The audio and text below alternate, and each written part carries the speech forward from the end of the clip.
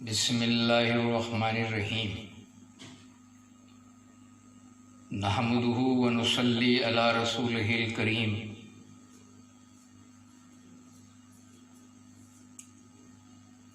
محترم دوستوں اور بزرگوں،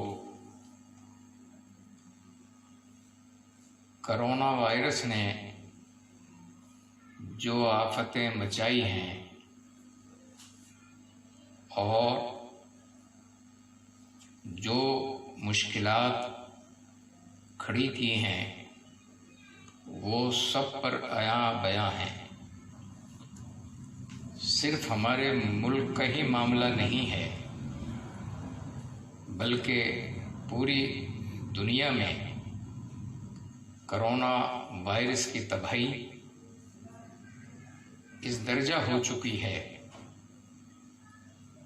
کہ انسانی جانوں کا نقصان، معیشت کی بربادی اور نہ جانے کیا کیا نقصانات سے انسانوں کو دوچار ہونا پڑا، اور یہ وبا ابھی تک ختم ہونے کا نام نہیں لے رہی ہے۔ کرونا وائرس سے ہمیں یہ بھی سبق ملا ہے کہ دنیا میں اصل حکمرانی حق تعالی کی ہے۔ بلا شبہ اللہ سب سے بڑا ہے، اور اللہ کی بڑائی کے سامنے بڑے بڑے ملکوں کی مسلمہ طاقتیں بالکل ہیچ بن کر رہ گئی ہیں۔ ہمارا ملک بھی تباہی اور بربادی کا شکار ہے، اور ہمارے ملک کے حکمرانوں کی بھی نیندیں اڑی ہوئی ہیں۔ بہرحال اس سے یہ تو ثابت ہو جاتا ہے کہ دنیا میں اصل حکومت اللہ کی ہے، اور بے شک اللہ بہت بڑا ہے اور اس کی قدرتیں بہت وسیع ہیں۔ ہمیں ہمارے بزرگوں نے یہ بتایا ہے کہ کسی بھی انسان میں نہ طاقت ہے نہ اسے توفیق ملتی ہے اگر اللہ کی مرضی شامل حال نہ ہو۔ لا حول ولا قوت الا باللہ العلی العظیم کا مطلب یہی ہے۔ تو کرونا وائرس نے ساری دنیا پر یہ بات واضح کر دی ہے کہ اللہ سب سے بڑا ہے۔ وہ دنیا کے تمام ممالک کی بڑائیوں سے بڑا ہے، اور اس کی عظمتیں اور اس کی رفتیں دنیا کی ہر عظمت اور ہر رفت پر بھاری ہے۔ امریکہ جیسے ملک، چائنا اور برطانیہ جیسے ملک آج اللہ کی قدرت کے سامنے قسم پرسی کا شکار ہیں۔ نہ انہیں علاج دریافت ہو رہا ہے، نہ وہ اس مرض کی تشخیص کر پا رہے ہیں، اور نہ ان کو بھاگنے کا اور اس سے بچنے کا اور اس سے نجات حاصل کرنے کا کوئی راستہ سمجھ میں آ رہا ہے۔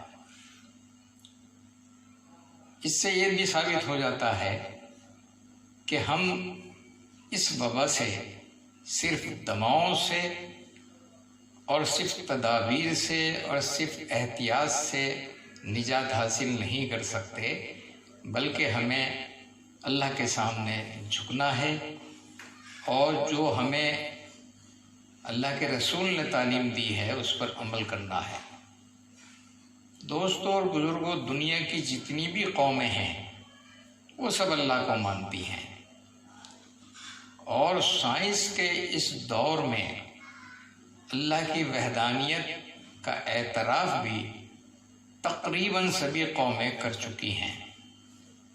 سب جانتے ہیں کہ اس دنیا میں جو چاہتا ہے اللہ وہی ہوتا ہے، اور اللہ کی عبادت کرنے کا سلسلہ بھی اب دنیا میں اپنے اپنے طریقے کے مطابق عام ہوتا جا رہا ہے۔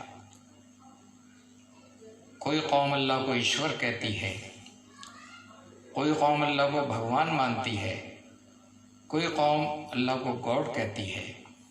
اس سے اندازہ ہوتا ہے اللہ سے تو سبھی رجوع کرتے ہیں، لہذا اگر مسلمان یہ دعویٰ کریں کہ اللہ ہی پالنہار ہے اور اللہ ہی اس دنیا میں امراض کو پھیلاتا ہے اور اللہ ہی امراض سے شفا دیتا ہے، تو یہ کوئی منفرد بات نہیں ہے، سبھی قومیں اس بات کے قائل ہیں۔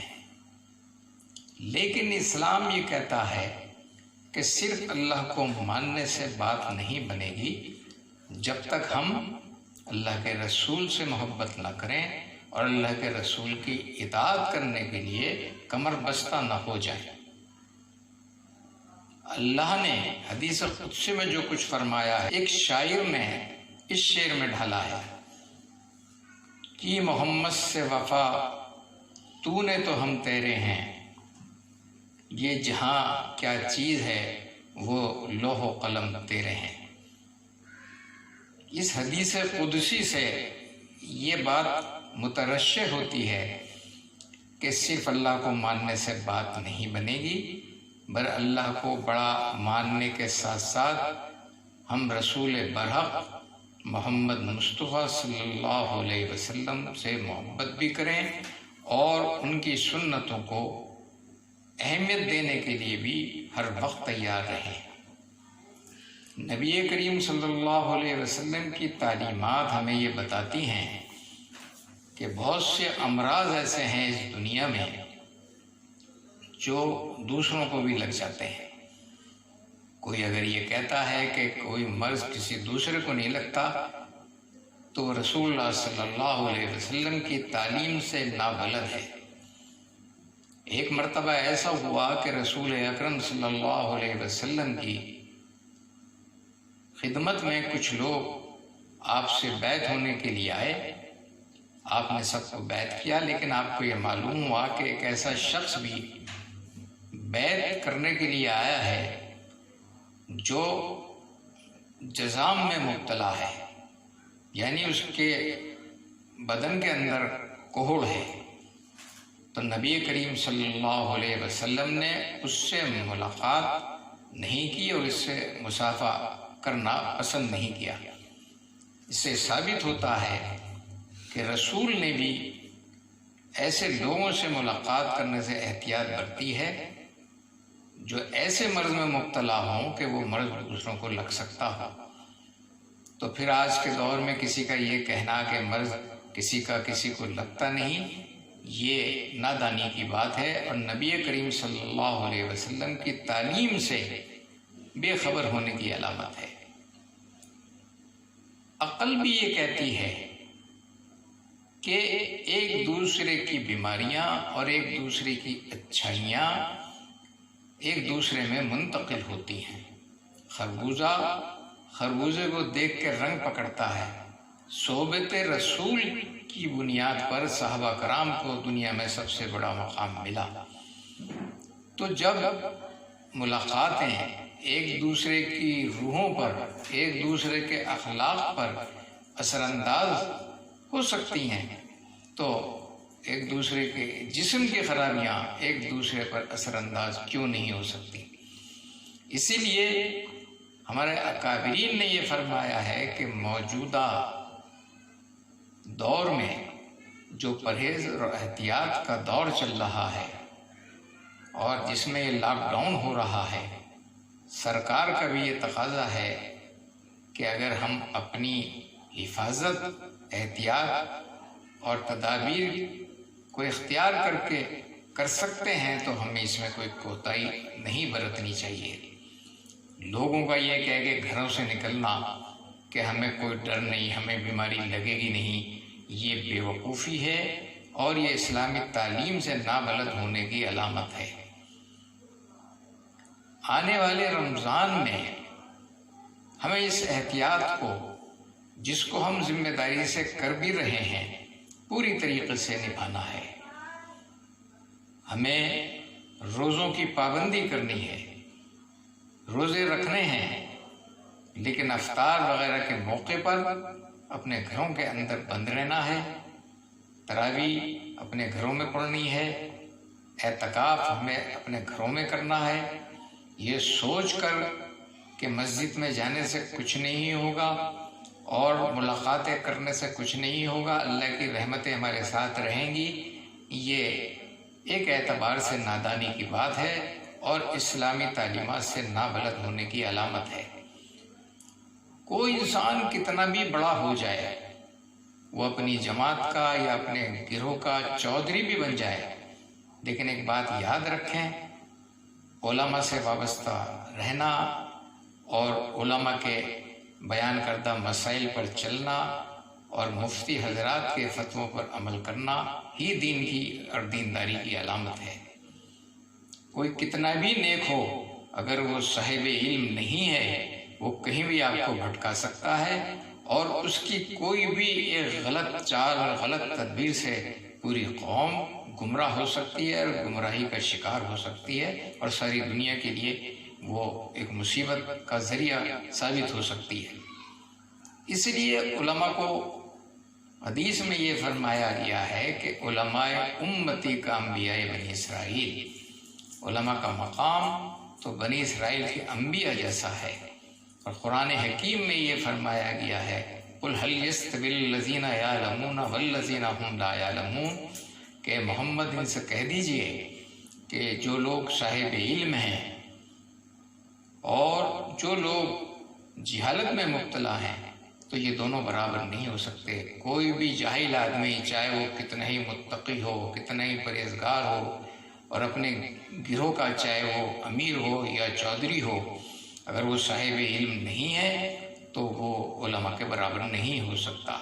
علماء بہرحال علماء ہیں، اور ایسے نازک موقع پر علماء جو رہنمائی کر رہے ہیں پوری قوم کی، پوری دنیا میں، اس کو اہمیت دینی چاہیے اور علماء کی بات کو ماننا چاہیے۔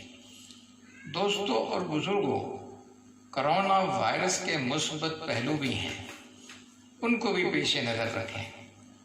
دیکھیے، یہ آفت جو واقعی کتاب الہی بن کر دنیا میں آئی، اس کرونا وائرس سے بہت سے فائدے بھی ہوئے، بہت سے فائدے ہوئے اگر آپ غور و فکر کریں۔ محفلیں ختم ہو گئیں، مجلسیں ختم ہو گئیں، اور ہماری مجلسوں میں زیادہ تر کیا ہوتا تھا؟ جھوٹ کی اشاعت ہوتی تھی، ایک دوسرے کی غیبتیں ہوتی تھیں، ایک دوسرے پر تہمتیں لگائی جاتی تھیں۔ اللہ نے ہمیں ان برائیوں سے نجات عطا کی۔ وہ جوئے کے اڈے جہاں سٹے بازی ہوتی ہے، جوئے کھیلتے ہیں، وہ شراب خانے جہاں سے شرابیں بکتی ہیں اور لوگ شرابیں لا کر پیتے ہیں، وہ سب بند ہو گئے ہیں۔ یہ کرونا وائرس کی وجہ سے ہوا۔ صرف مسجدیں سنسان نہیں ہوئیں، گناہوں کے سارے اڈے بھی سنسان ہو گئے ہیں، اور جہاں اللہ کی نافرمانیاں کھل کر ہوتی تھیں وہاں اب سناٹا ہے۔ تو یہ کرونا وائرس کی وجہ سے یہ خوبیاں بھی اس دنیا میں پیدا ہوئی۔ دوسرے یہ ہے کہ لوگ سفروں میں رہتے تھے، بچوں کو کمپنی دینے کا وقت نہیں ملتا تھا۔ آج بے شمار لوگ اپنے بچوں کے بیچ میں بیٹھے ہیں، انہیں کچھ سیکھ رہے ہیں، ان سے کچھ سیکھ بھی رہے ہیں، انہیں کچھ سکھا بھی رہے ہیں۔ یہ بھی کرونا وائرس کی وجہ سے ہوا۔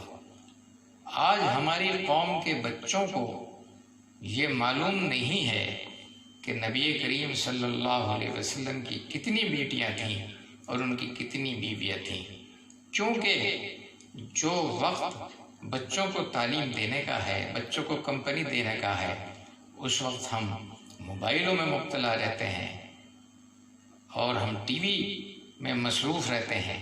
نتیجہ یہ ہے کہ ہمارے بچے اسلامی تاریخ اور اسلامی شخصیتوں سے قطعاً نابلد ہیں۔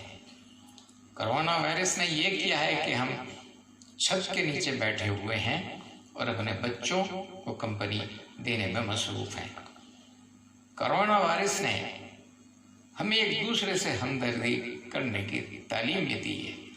آج بے شمار لوگ جو اپنے رشتہ داروں سے ملاقاتیں نہیں کرتے تھے، انہیں فرصت بھی نہیں تھی، وہ اب ایک دوسرے کی خبر گیری کر رہے ہیں، ایک دوسرے سے ملاقاتیں کر رہے ہیں اور ایک دوسرے کو فون کے ذریعے ان کی خیریت معلوم کر رہے ہیں اور انہیں تسلیاں بھی دے رہے ہیں۔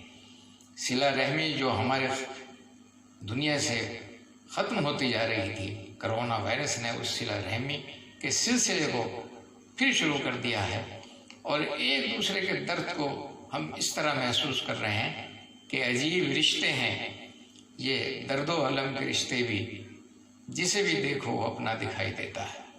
آج غریب لوگ جو پیسے کو ترس رہے ہیں، جو قطرے قطرے کو ترس رہے ہیں، جو دانے دانے کے محتاج ہیں، ان کی مدد کرنے والے بھی بے شمار اس دنیا کے اندر موجود ہیں۔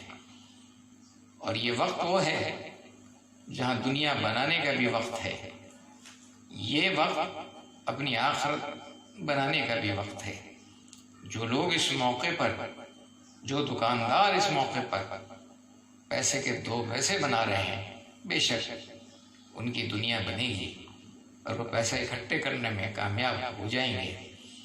لیکن ایسے بھی لوگ ہیں جو 2 روپے کی چیز عذرائے ہمدردی 1 روپے کی بیچ رہے ہیں، ایسے لوگ اپنی آخرت بنا رہے ہیں، اور ان کی آخرت اس کرونا وائرس کے دور میں ایسی بن جائے گی کہ حشر کے میدان میں انہیں حیرت ہوگی کہ جتنا ساری زندگی میں کمایا تھا، اس سے زیادہ ہم نے کرونا وائرس کے دور میں کما لیا۔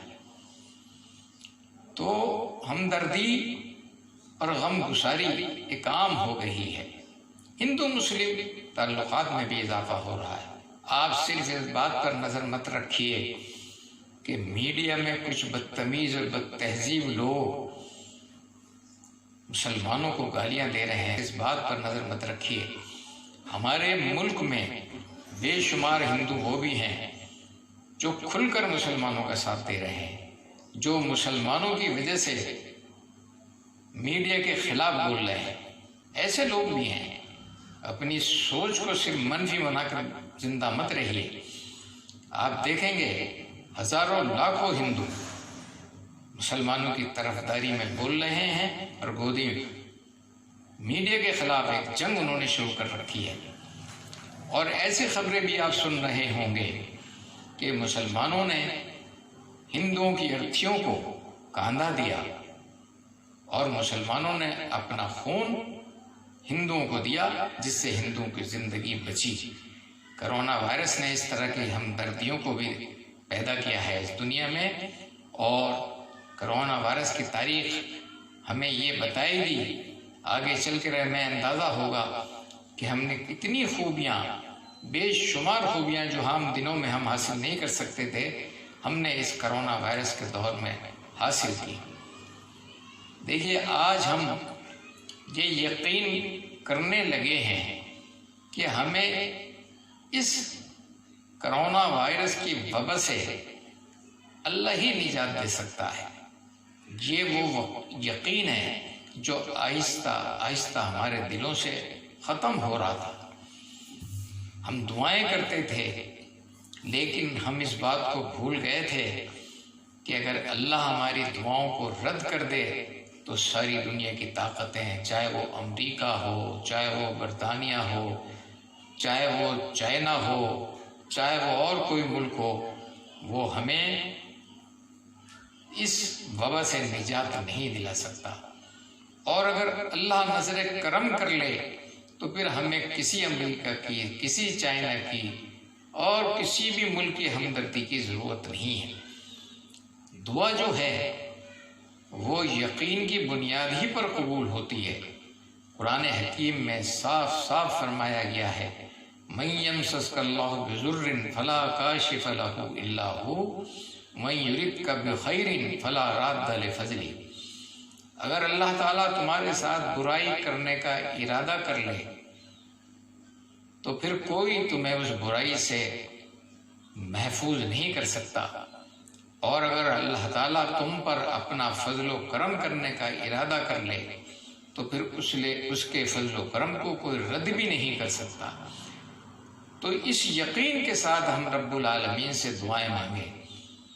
دوستوں اور بزرگوں، یہ آنے والا رمضان جو ہے، اس رمضان کو سچ مچ کے مسلمان کی حیثیت سے گزار لیں۔ تو یقین کر لیں نہ صرف یہ کہ ہمیں اس وبا سے نجات مل جائے گی، بلکہ اللہ تعالیٰ کے ہاں ہمارا مقام بہت بلند ہو جائے گا، اور پورے سال ہمیں نیکیاں کرنے کی توفیق بھی عطا ہو جائے گی۔ بزرگوں نے فرمایا ہے کہ اگر کوئی شخص فجر کے وقت اٹھ کر اللہ کا ذکر صحیح طریقے سے کر لے، نماز فجر جو ہے وہ باجماعت ادا کر لے، تو پورے دن اسے نیکیاں کرنے کی توفیق عطا ہوتی ہے۔ اور فرمایا گیا ہے اگر کوئی شخص جمعہ کا دن ایک مسلمان کی حیثیت سے گزار لے تو اسے پورے ہفتے حسنات کرنے کی توفیق عطا ہوتی ہے۔ اور فرمایا گیا ہے اگر کوئی شخص رمضان المبارک کو صحیح طریقے سے گزار لے، اللہ کی عبادت کر لے، صدقات بھی ادا کرتا رہے، غریب مسلمانوں کی مدد بھی کرتا رہے، راتوں کو قرآن حکیم کی تلاوت بھی کرتا رہے، رمضان کے روزے بھی رکھتا رہے، اور جس طریقے سے صحابہ کرام نے رمضان کا مہینہ گزارا تھا اور تمام سنتوں کو پیش نظر رکھ کے رمضان گزارا تھا، اگر اس طریقے سے رمضان کا مہینہ گزار لیا جائے تو پورے سال نیکیاں کرنے کی توفیق عطا ہوتی ہے۔ اور اکابرین نے فرمایا ہے کہ اگر کوئی اپنا حج اس طریقے سے ادا کر لے جس طریقے سے سرکار دو عالم صلی اللہ علیہ وسلم نے اور ان کے اصحاب نے ادا کیا تھا، تو پھر زندگی کے آخری سانس تک نیکیاں کرنے کی توفیق عطا ہوتی ہے۔ آج بات یہ ہے کہ ہم عبادتیں اس انداز سے نہیں کر پاتے کہ جو شاید بارگاہ خداوندی میں مقبول ہوں، اس لیے عبادتوں کے بعد ہمیں نیکیاں کرنے کی توفیق نہیں ملتی، شاید ہماری عبادتیں ہمارے منہ پر مار دی جاتی ہیں۔ ایک بزرگ سے کسی نے پوچھا تھا کہ ہم کیسے جانیں کہ ہماری نماز قبول ہو گئی؟ تو ان بزرگ نے فرمایا کہ عصر کی نماز پڑھنے کے بعد اگر مغرب کی نماز پڑھنے کی تڑپ ہے دل میں اور بے چینی ہے تو آپ یقین کر لیں کہ عصر کی نماز قبول ہو گئی ہے، اور اگر نماز عصر کی پڑھنے کے بعد مغرب کی نماز کا نہ انتظار ہے نہ کوئی تڑپ ہے تو سمجھو عصر کی نماز قبول نہیں ہوئی۔ ہماری نیکی جب کوئی قبول ہوتی ہے تو ہمیں دوسری نیکی کرنے کی توفیق بھی عطا ہو جاتی ہے۔ محترم دوستوں اور بزرگوں، آج جو ہمارے ملک کے حالات ہیں ان حالات سے مایوس ہونے کی ضرورت نہیں ہے۔ اللہ بہت بڑا ہے۔ اگر کوئی ہمارے ساتھ مکر کر رہا ہے، کوئی گندی سیاست چلا رہا ہے، تو آپ یقین کریں کہ اللہ سے وہ بچ کر نہیں جائے گا۔ قرآن حکیم میں واضح انداز میں یہ فرما دیا گیا ہے وَمَكَرُوا وَمَكَرَ اللَّهُ وَاللَّهُ خَيْرُ الْمَاكِرِينَ۔ اللہ جب مکر کرنے پر آتا ہے تو وہ بہترین مکر کر سکتا ہے۔ ہمیں کوئی دھوکہ دے سکتا ہے لیکن اللہ کو کوئی دھوکہ نہیں دے سکتا۔ ہمیں تو اللہ کو راضی کر لینا ہے۔ یقین کر لیں، دل میں اتار لیں یہ بات کہ اللہ ہم سے ناراض ہے، اور جس وقت اللہ ہم سے راضی ہو جائے گا ساری دنیا کی طاقتیں ہمارے قدموں میں آ جائیں گی۔ اللہ ہم سے ناراض ہے، ہم نے جھوٹ کی محفلیں سجائی، ہم نے دوسروں پر جھوٹے مقدمے دائر کیے، ہم نے مقدمات میں جھوٹی گواہیاں دیں، ہم نے نہ جانے کیا کیا گناہ کیے، اپنے پڑوسیوں کو ستایا، ہم نے دوسروں کی حق تلفی کی، بھائیوں نے بہنوں کو وراثت نہیں دی، اس کے اندر تعویلیں کی، اور بے شمار لوگوں نے دوسروں کو حقوق پر ڈاکہ زنی کی۔ ان تمام باتوں کی وجہ سے، ان تمام بیماریوں اور خرابیوں کی وجہ سے ہمارا رب ہم سے ناراض ہے۔ ہم اپنی اپنی غلطیوں کی اصلاح کر لیں اور اللہ کو راضی کر لیں تو دنیا کی مجال نہیں ہے کہ وہ ہمیں ترچھی نگاہوں سے دیکھ سکے۔ اور ایک بات یاد رکھیں محترم دوستوں اور بزرگوں کہ ہمارا پوری دنیا اس وقت ہم سے ہمارا کردار طلب کر رہی ہے۔ یقین کر لیں جس وقت مسلمان سدھر جائے گا یہ پوری دنیا سدھر جائے گی۔ آج ایک طوفان آیا ہوا ہے اور طوفان میں آپ یہ دیکھیے جو زندہ مچھلیاں ہوتی ہیں وہ پانی کے بہاؤ کے خلاف تیرتی ہیں، طوفان سے ٹکراتی ہیں، اور جو مری ہوئی مچھلیاں ہوتی ہیں وہ پانی کے بہاؤ کی زد میں آ کر مردوں کی طرح بہہ جاتی ہیں۔ ہمیں زندہ قوموں کی طرح زندہ رہنا ہے تو اس طوفان کا مقابلہ کرنا ہوگا، اور منفی سوچ نہ بنائیں۔ سرکار کو صرف اس نظر سے نہ دیکھیں کہ وہ ہماری مخالفت کر رہی ہے۔ یہاں لاک ڈاؤن نہیں ہو رہا ہے، صرف ہمارے ملک میں یہ پابندیاں نہیں ہیں، دوسرے ممالک میں، پڑوسی ملک میں بھی یہ پابندیاں ہیں، گلف کے علاقوں میں یہ پابندیاں ہیں۔ جو سناٹا ہماری مسجدوں میں ہے وہ مسجد نبوی میں بھی ہے، وہ حرم پاک میں بھی ہے، تو وہاں کی حکومت تو کوئی مسلمانوں کی مخالف تھوڑی ہے۔